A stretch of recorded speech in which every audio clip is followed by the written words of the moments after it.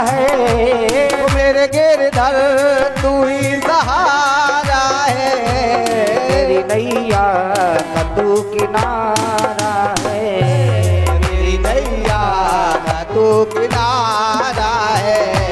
जय हो।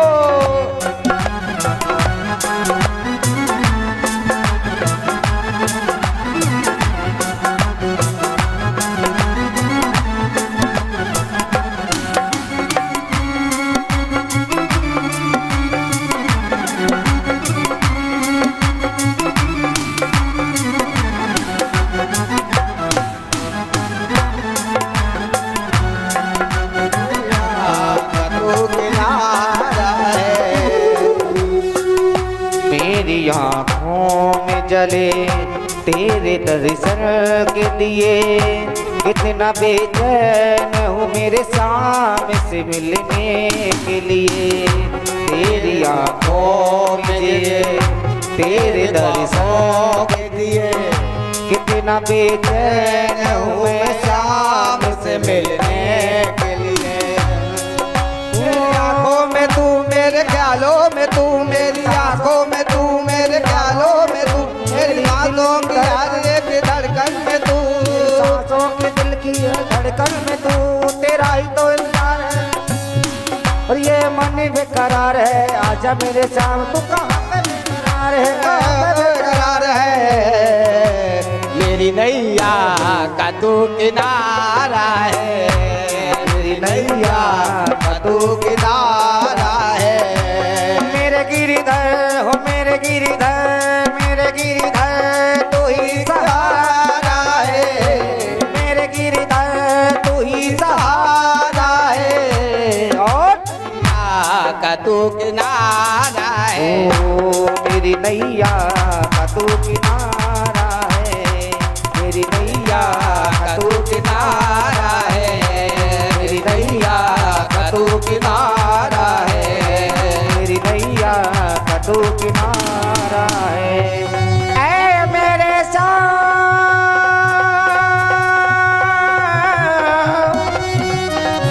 ऐ मेरे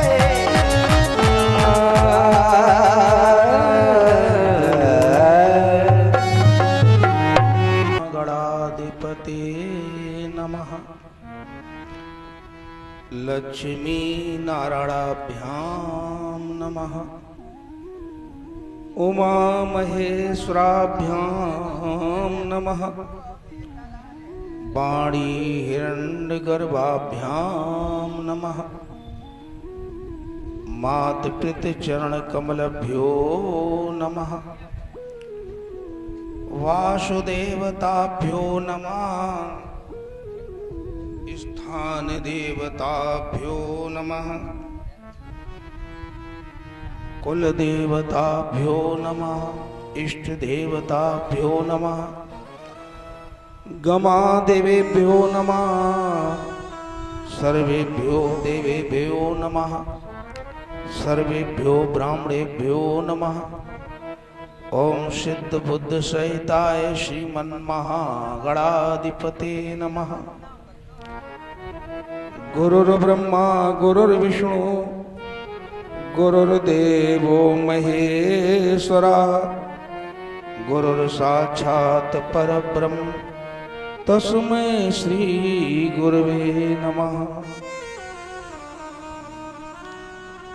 कर्पूरी गौरम करुणावतारम संसार सारम भुजगेन्द्रहारम सदा वसंतम हृदयारविंदे भवम भवानी शयतम नमामि। जय हो। या देवी सर्वभूतेषु मातरूपेण संस्थिता नमस्तस्यै नमस्तस्यै नमस्तस्यै नमो नमः। अतुलित बलधामं हेम शैलावदेहं धनुजवन किशानु ज्ञाननाम गगण्यं सकल गुण निधानम वानराणामधीशं रघुपत प्रिय भक्तं वात जातं नमामि।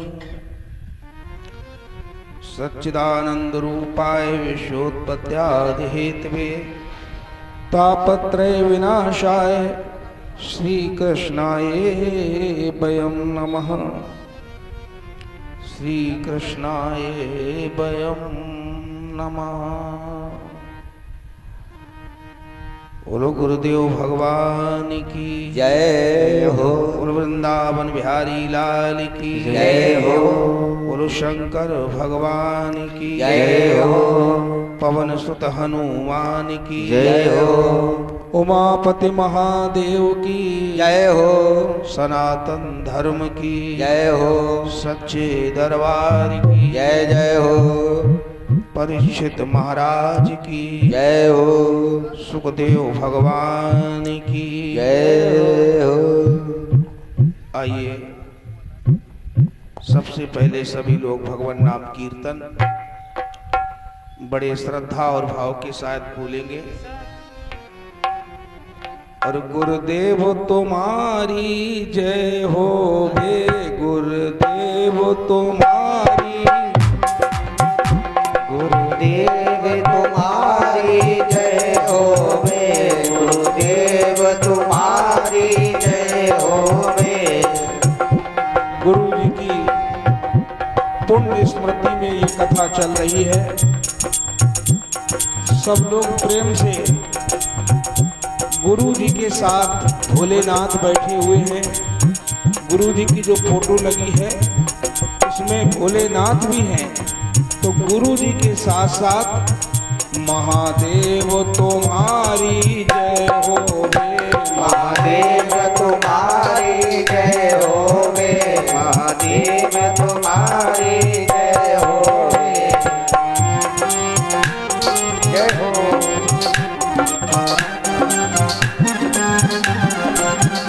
भोलेनाथ तुम्हारी जय हो वे, भोलेनाथ तुम्हारी जय हो वे, भोलेनाथ तुम्हारी जय हो वे। दीनानाथ तुम्हारी जय हो वे, दीनानाथ तुम्हारी जय हो वे, नाथ तुम्हारी जय हो वे। विश्वनाथ तुम्हारी जय हो वे, विश्वनाथ तुम्हारी जय हो वे।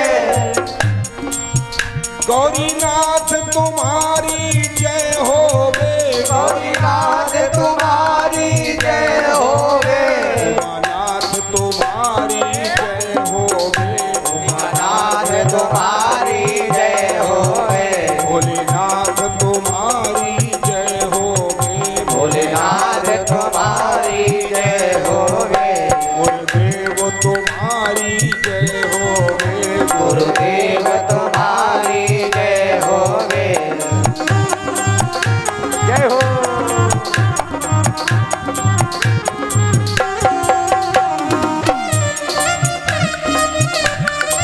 जय जय।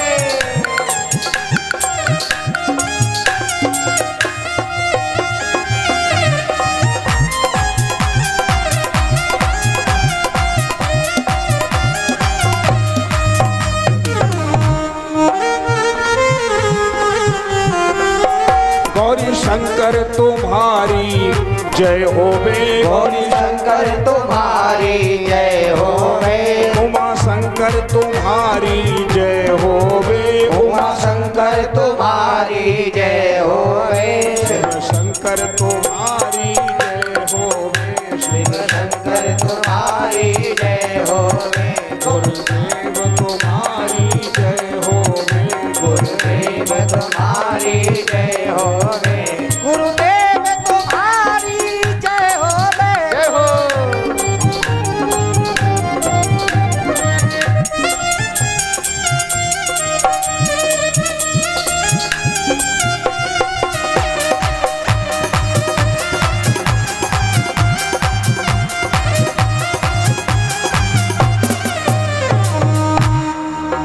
जगन्नाथ तुम्हारी जय हो वे, जगन्नाथ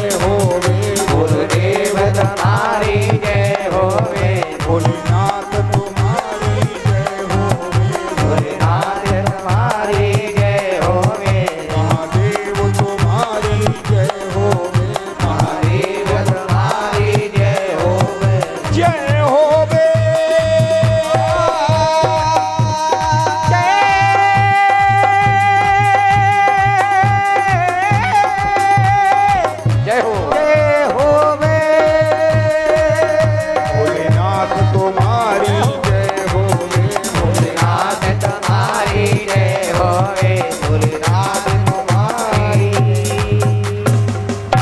बोलिए शंकर भगवान की जय हो। बोलो गुरुदेव भगवान की जय हो। गंगा जी के पावन तट पर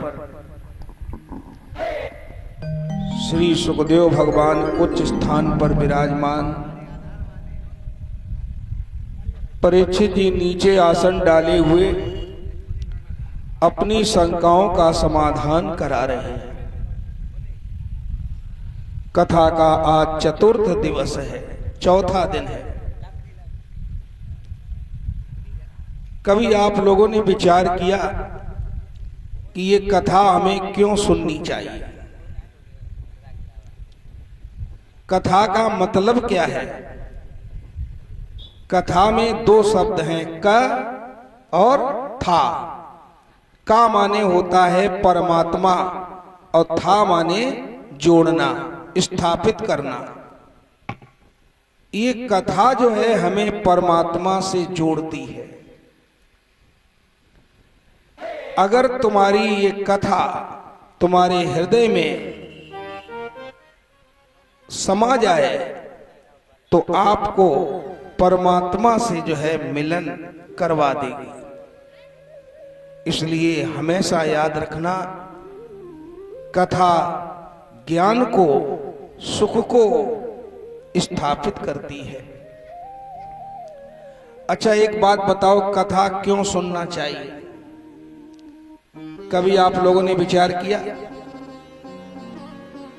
आखिर ये कथा क्यों सुननी चाहिए?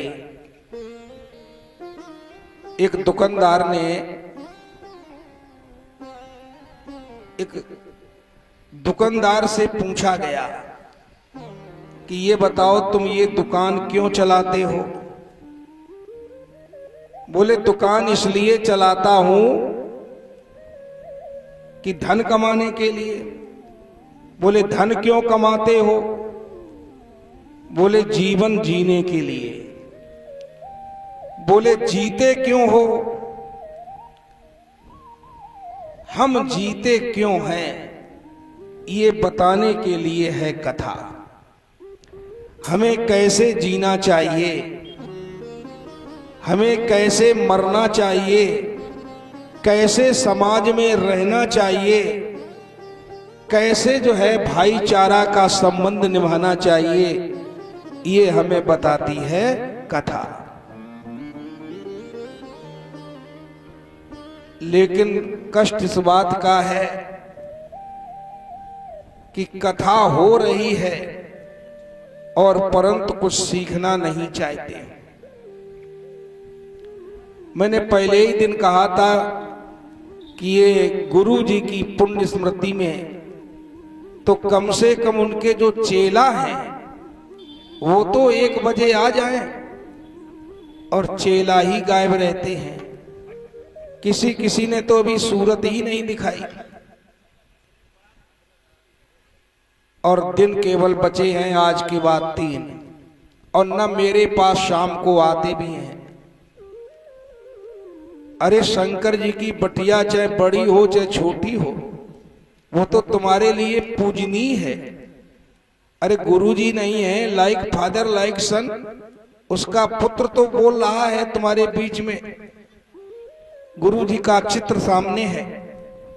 तो कम से कम इतना ही ध्यान रखें कि जब चेला आएंगे तो उनके साथ परिवार के भी आएंगे और जब परिवार के आएंगे तो मोहल्ले के भी आएंगे और मोहल्ले के आएंगे तो गांव के भी आएंगे और जब गांव के आएंगे तो क्षेत्र के भी आएंगे।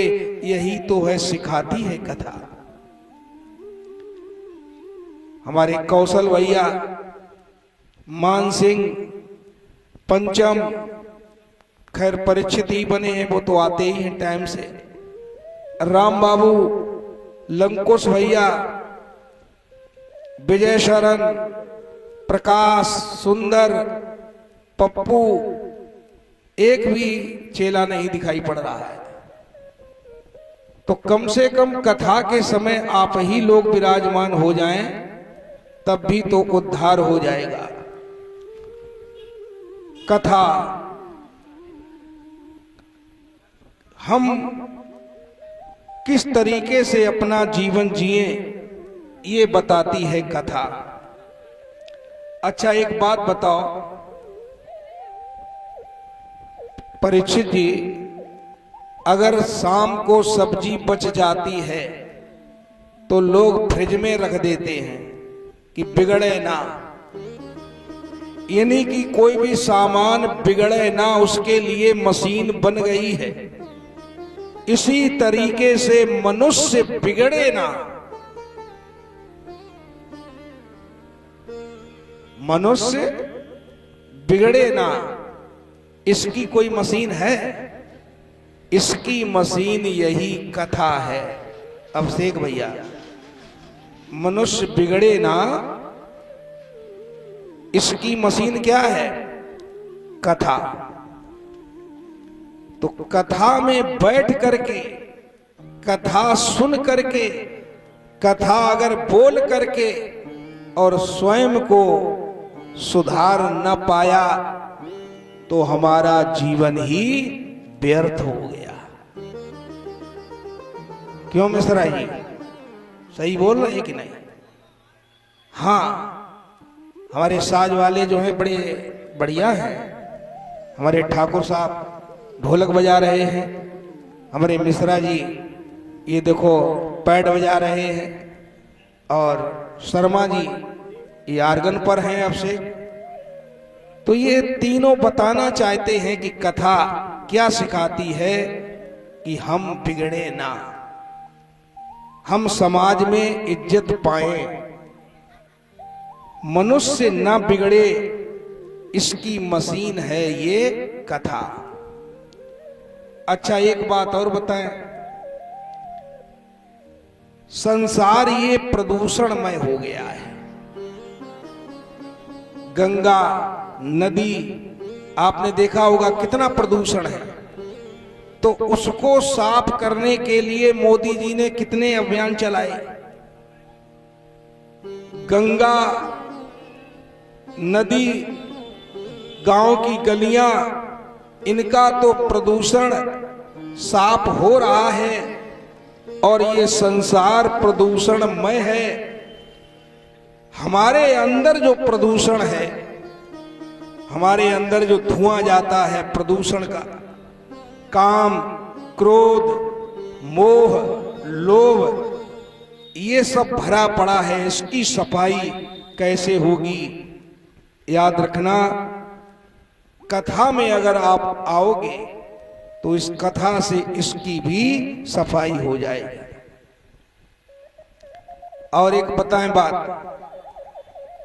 परीक्षित जी, बहुत बढ़िया बात है, कोई नहीं बताएगा। आप घर बनवाते हो, मकान बनवाते हो, घर का निर्माण करते हो, सड़क का निर्माण करते हो, सबका निर्माण जो है मशीनों के द्वारा हो जाता है। लेकिन कौशल भैया, चरित्र का निर्माण कैसे हो ये कथा बताती है। ये कथा सिखाती है कि हमारे चरित्र का निर्माण कैसे हो। रावण जब मर रहा था तो मंदोदरी ने अंतिम समय जाकर के दर्शन किए तो रावण मंदोदरी से कहने लगा, मेरे पास न धन की कमी थी, अयोध्या सोने की नहीं है और लंका सोने की थी, मेरे पास बल की कमी नहीं थी, मेरे पास ज्ञान की कमी नहीं थी, फिर मुझे विजय क्यों नहीं मिल पाई? तो स्वयं मंदोदरी ने कहा, महाराज तुम्हारे पास किसी भी प्रकार की कमी नहीं थी, लेकिन चरित्र की कमी थी, इस कारण से तुम्हारी हार हुई।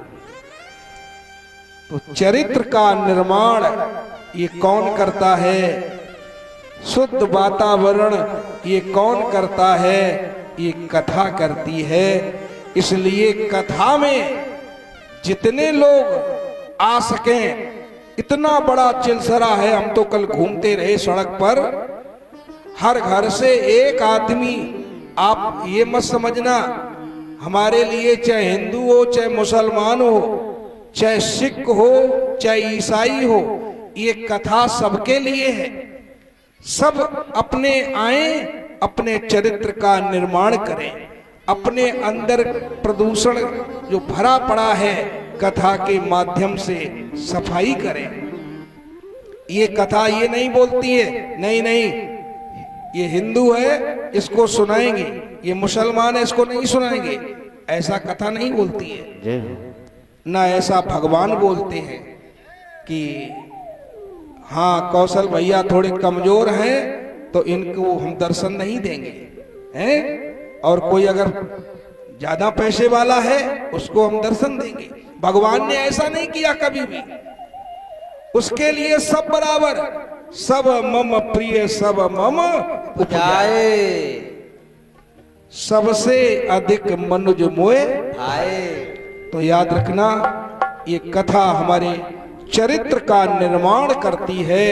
इसलिए अभी अभी हमने चेलों के तो नाम ले लिए, चेलों के साथ साथ पूरे गांव से प्रार्थना है, जहां तक ये आवाज पहुंच रही है, सभी लोग एक बार पांडाल में आकर, भले पैसा न चढ़ावें लेकिन पांडाल में आकर हाजिरी तो भगवान के दरबार में अपनी लगा ही दें, क्योंकि भगवान तुम्हारे चिलसरा में पधारे हुए हैं। उनका जो है यहाँ पर बुलावा है, बुलाए गए हैं, आवादर किया गया है, सम्मान किया गया है। तो इस कथा को मत छोड़िएगा। अरे बैठो, रामदेव का है। हाँ, बोलो गुरुदेव भगवान की जय। याद रखना एक बात और हम बताएं पंचम भैया, संसार में कितना भी बड़ा कष्ट किसी को क्यों न मिला हो, और अगर वो कथा सुनेगा, नोट कर लें चिलसरा वाले, अगर कथा सुनोगे तो तुम्हारे सारे कष्ट दूर हो जाएंगे। इस बात का दावा है, इस बात का चैलेंज है। भक्ति 9 प्रकार की होती है, जिसमें पहला नंबर मिला है श्रवणम।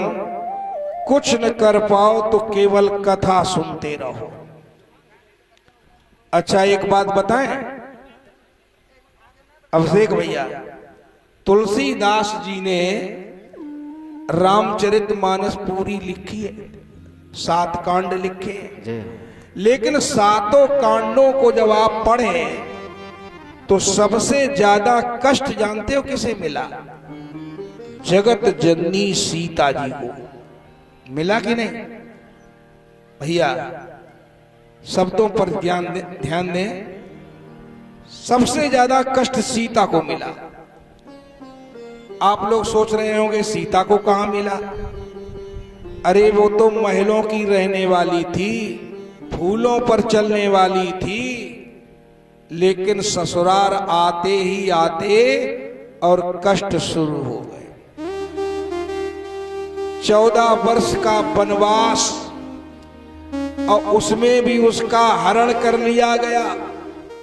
लंका नगरी में पहुंच गई और रावण त्रास दे रहा है, हे सीते, अगर 1 महीने के अंदर तुमने मेरा कहा न माना तो बताओ सीता को कितना बड़ा कष्ट, इतना बड़ा सीता को कष्ट है। ओ हो, बहुत बड़ा कष्ट है। सीता प्राण खोने के लिए ऊपर जो है, ऊपर मुख करके भगवान से प्रार्थना कर रही थी, आकाश से कोई तारा ही आ जाए तो अपने प्राणों को मैं खो दूं। लेकिन वहीं पर हनुमंत लाल जी ने राम कथा कहना शुरू कर दिया, और जैसे ही कथा प्रारंभ हुई और सीता ने जो कथा सुनी, आहा, रामचंद्र गुण बर नहीं लागा, राम आगा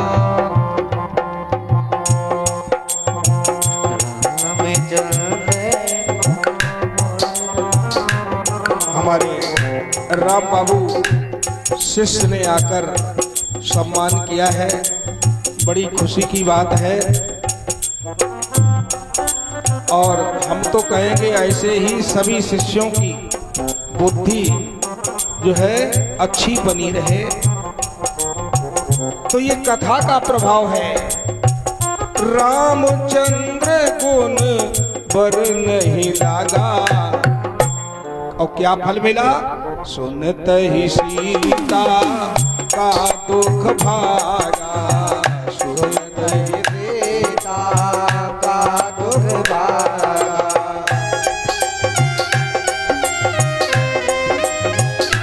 जय हो।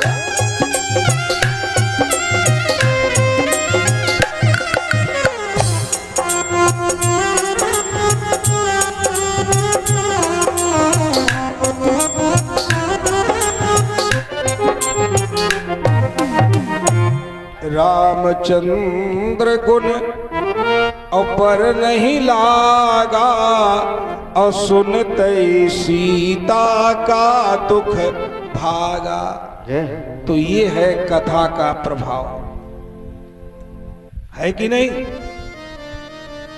सीता का दुख दूर हो गया, इतनी कथा सुंदर थी। सीता ने कहा कि जब राम कथा इतनी सुंदर है तो कथा कहने वाला पंचम भैया कितना सुंदर होगा। तो हनुमान ने कहा कथा ही कथा सुंदर है, कहने वाला तो पूरा बंदर है, बंदर।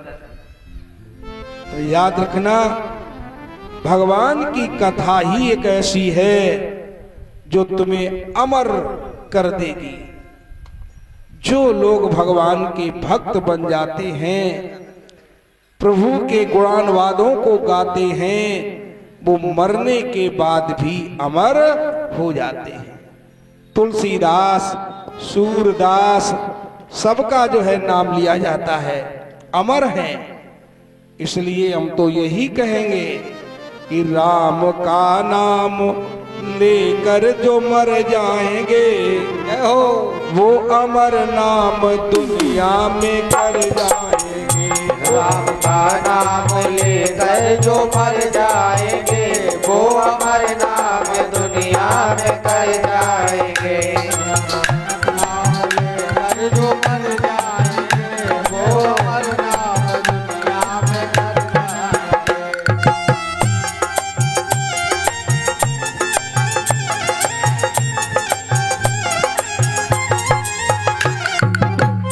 ये ना पूछो कि मर कर किधर जाएंगे, ये ना पूछो कि मर कर किधर जाएंगे, वो जिधर भेज देंगे उधर जाएंगे। वो जिधर भेज देंगे उधर जाएंगे। टूट जाए न माला कहीं प्रेम की, ये हो जाए न माला कहीं प्रेम की, कीमती ये रतन सब बिखर जाएंगे। कीमती ये रतन सब बिखर जाएंगे। राम का नाम लेकर जो मर जाएंगे, वो हमारे नाम दुनिया में कर जाएंगे। जय हो।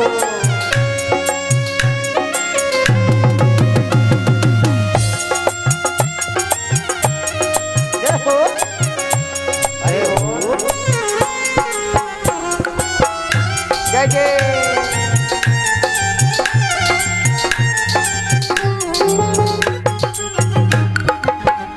बात मानो न मानो खुशी आपकी, बात मानो न मानो खुशी आपकी, हम मुसाफिर हैं कल अपने घर जाएंगे।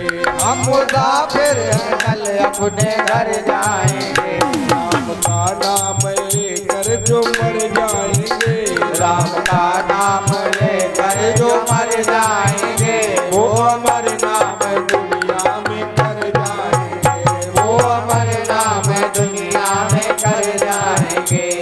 अमर नाम दुनिया में कर जाएंगे। वो अमर नाम दुनिया में कर जाएंगे।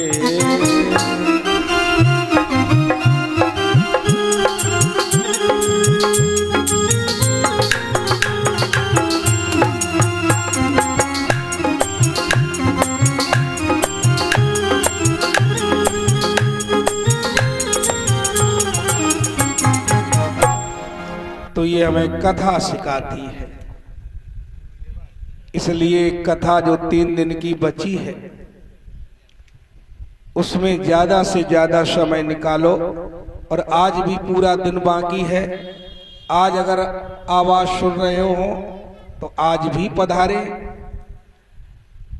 भगवान की कथा में आने में थोड़ी झंझटें तो लगती हैं, लेकिन अगर आ गए तो प्यारे बेड़ा पार हो जाता है। कथाओं से हमें कुछ सीखना चाहिए। अभी आप बच्चे के द्वारा कथा सुन रहे थे गज और ग्राह की। याद रखना, गज और ग्राह कहीं दूर नहीं है। गज ग्राह कहां रहते हैं? त्रकूट पर्वत पर। और ये त्रकूट पर्वत ही हमारा तुम्हारा शरीर है। और जो जीव है यही तो हाथी है। जीव क्या है? हाथी। हम आप सब हाथी तो हैं। हाथी। हाथी में 2 कमियां होती हैं, आपने देखा होगा। कौन कौन सी? एक तो इसमें असीम ताकत होती है पर ज्ञान नहीं होता है।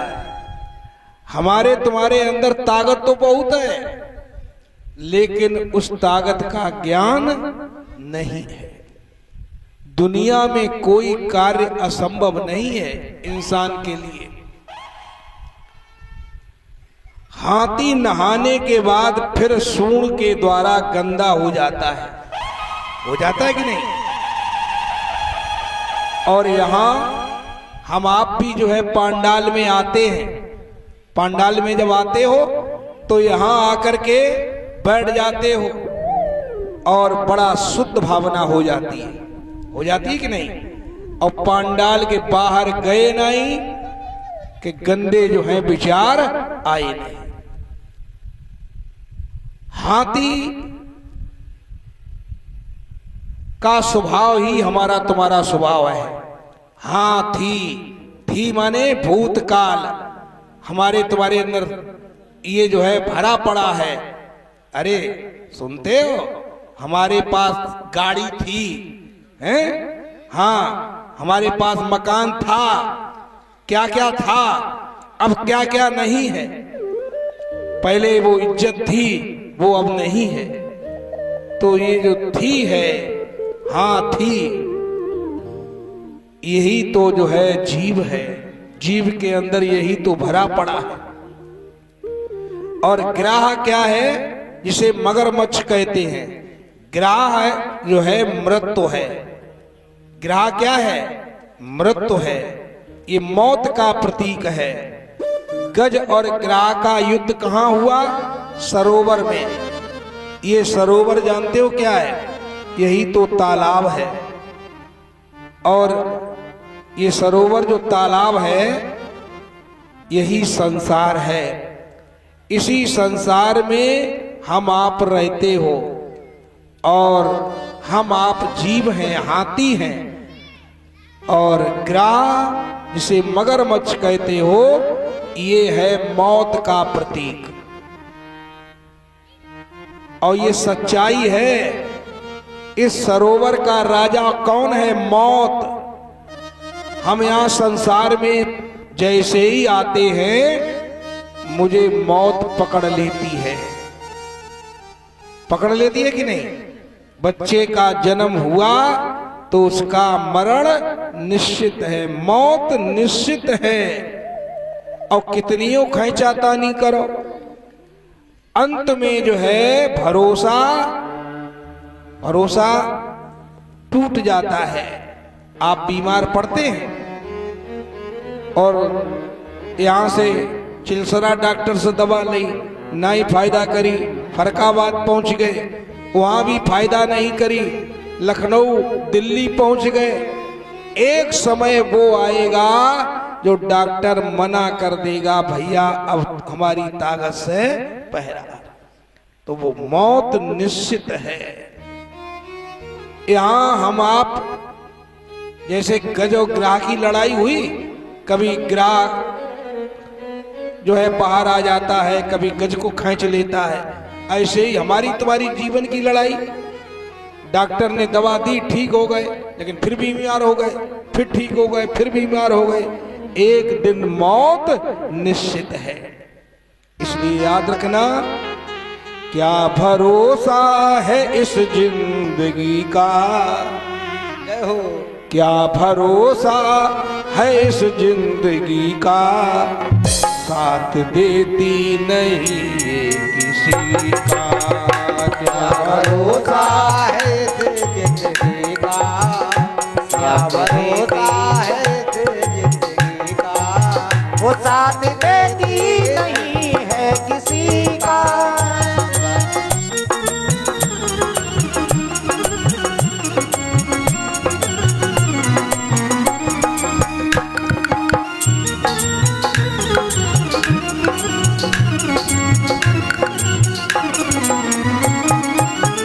सांस रुक जाएगी चलते चलते, सम्मा बुझ जाएगी जलते जलते। सांस रुक जाएगी चलते चलते, समा बुझ जाएगी चलते चलते। दम निकल जाएगा रोशनी का, दम निकल जाएगा रोशनी का, साथ देती नहीं किसी का। क्या भरोसा है इस जिंदगी का, साथ देती नहीं है किसी का।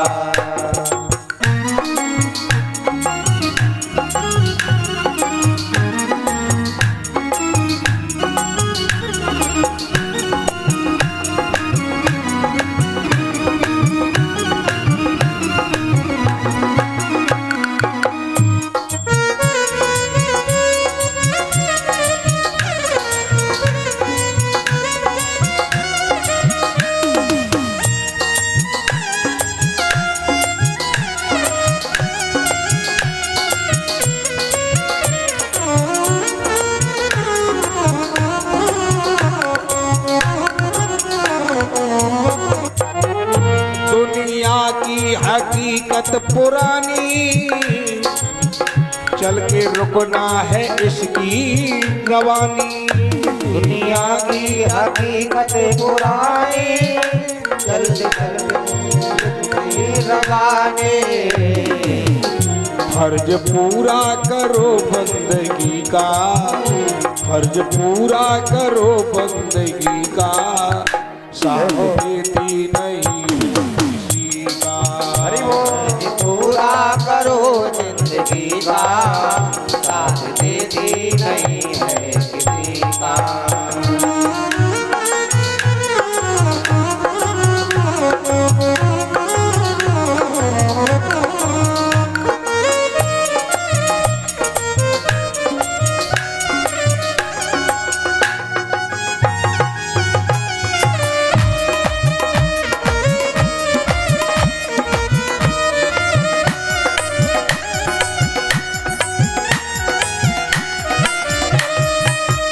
हम रहे ना मोहब्बत रहेगी,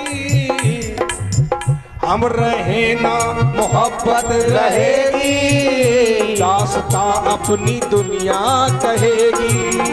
हम रहे ना मोहब्बत रहेगी, दास्ता अपनी दुनिया कहेगी। नाम रह जाएगा आदमी का, नाम रह जाएगा आदमी का, साथ देती नहीं है किसी का।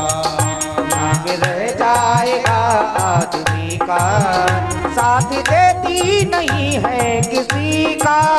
क्या भरोसा है इस जिंदगी का, साथ देती नहीं है किसी का, साथ देती नहीं है किसी का।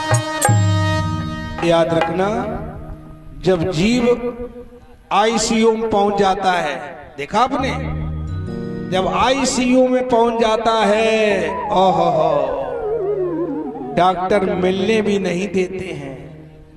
यानी कि जब मगरमच्छ मौत घसीटती है तो परिवार के भी लोग छूट जाते हैं। इसलिए कोई परिवार का अपना नहीं है।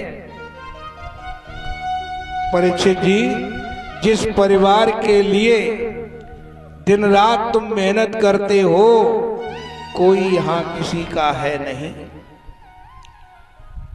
पत पत्नी का भी रिश्ता ये, हाँ, ये भी मतलबी है। अब 4 दिन जो है न कमाओ और 4 दिन महीना भरे के लिए हड़ताल कर दो पैसा की, तो यही पत्नी तुमको गाली देगी। कोई यहां किसी का नहीं है। इसलिए लास्ट में भगवान ही सहारा होता है कि नहीं। जब मौत खड़ी होती है, ऐसे ही गजराज ने विचार किया अब मेरी मौत निश्चित है, तब इसने जो है भगवान को बुलाया था। और भगवान को पहले ही याद करने लगो तो क्या कहना है। लेकिन भगवान आए, परंतु कब आए, जब गजराज ने एक सुमन यानी कि पुष्प एक जब अर्पित किया, कमल अर्पित किया। कमल का फूल मतलब सुमन, सु माने सुंदर, मन माने मन। सुंदर मन से जब प्रभु को बुलाओगे, कमल के अंदर विशेषता है, ये पानी में लिप्त रहता है कि नहीं। कीचड़ में रहते हुए भी इसके ऊपर कोई फर्क नहीं पड़ता है। इसी कमल की तरह अपना अपना मन बनाओ। इस संसार में रहते हुए भी माया जाल में न फंसे हैं। इसलिए याद रखना, जब सुंदर मन करके भगवान को बुलाओगे तो भगवान दौड़ा चला आएगा। लोग कहते कि भगवान आते नहीं, और गज की तरह तुम बुलाते नहीं। लोग कहते हैं भगवान आते नहीं, लोग गज की तरह से बुलाते नहीं।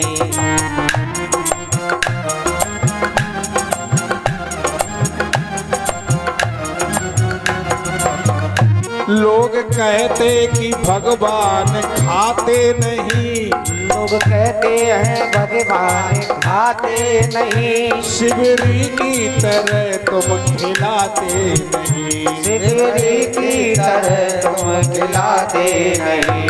लोग कहते कि भगवान आते नहीं, लोग कहते हैं भगवान आते नहीं। प्रेम भक्ति से उनको बुलाते नहीं, प्रेम भक्ति से उनको बुलाते नहीं। जय हो।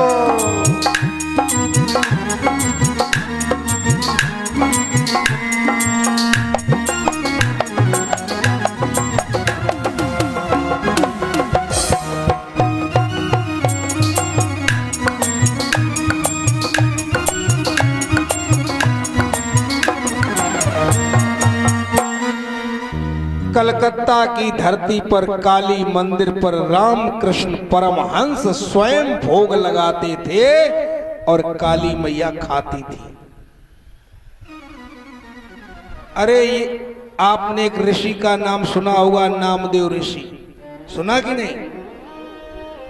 और वो नामदेव ऋषि के एक पुत्र थे, तो उन्होंने कहा बेटा ठाकुर जी को आज तुम नहलवा देना, इन्हें दूध पिला देना, और हम थोड़ा बाहर जा रहे हैं, जरा ध्यान देना मेरी बात पर। नामदेव के पिता ने ये नामदेव से कहा था थोड़ा भूल गए हम। तो नामदेव नाम के ऋषि ने जब ये छोटा बालक था तो विचार किया, आज हमारे पिताजी कह के गए हैं तो हम ठाकुर जी को नहलवाएंगे और उन्हें दूध पिलाएंगे। नहलवाया, धुलाया, बिठा दिया ठाकुर जी को और एक गिलास में दूध ले आया कि महाराज दूध पियो। और कुछ देर तक तो ठाकुर जी शांत बैठे रहे, लेकिन बच्चे ने हट की।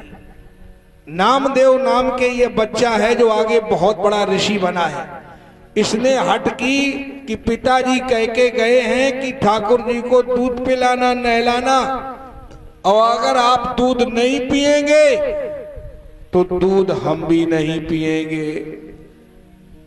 आप अगर भोजन नहीं करेंगे तो आज हम भी नहीं करेंगे।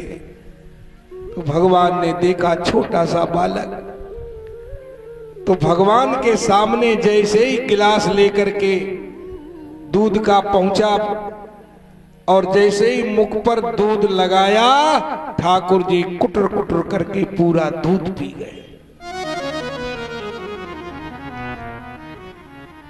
और जब इसके पिताजी वापस लौट के आए तो बच्चे ने कहा, पिताजी तुम जो है दूध थोड़ा दिखाते थे केवल ठाकुर जी को, तुम बेईमान हो, हमने जो है पूरा पूरा एक गिलास दूध पिला दिया, पूरा पूरा पिला दिया। पिताजी ने कहा, क्या कह रहे हो? कहा, हाँ पिताजी, मैंने कल जो है पूरा एक गिलास दूध पिला दिया ठाकुर जी को, ठाकुर जी ने पूरा दूध पी लिया। ये है विश्वास। नामदेव नाम के ऋषि को विश्वास था। ये सामने ठाकुर जी के ये सिंहासन रखे हुए हैं, सब माताएं अपने अपने घर से लाती हैं, तो ये विश्वास ही तो है कि हम तो कथा सुनने जा रहे हैं, हमारे ठाकुर जी अकेले यहां बैठे रहेंगे, चलो साथ ले चले। यही सोच के लाती हो कि नहीं? तो विश्वास जब तक नहीं करोगे तब तक ठाकुर जी प्रसन्न नहीं होंगे। गजराज ने विश्वास किया, सुंदर सुमन भगवान के चरणों में अर्पित किया, भगवान ने आकर के इसकी रक्षा की। बोलो गुरुदेव भगवान की जय। इसके बाद एक कथा आती है समुद्र मंथन।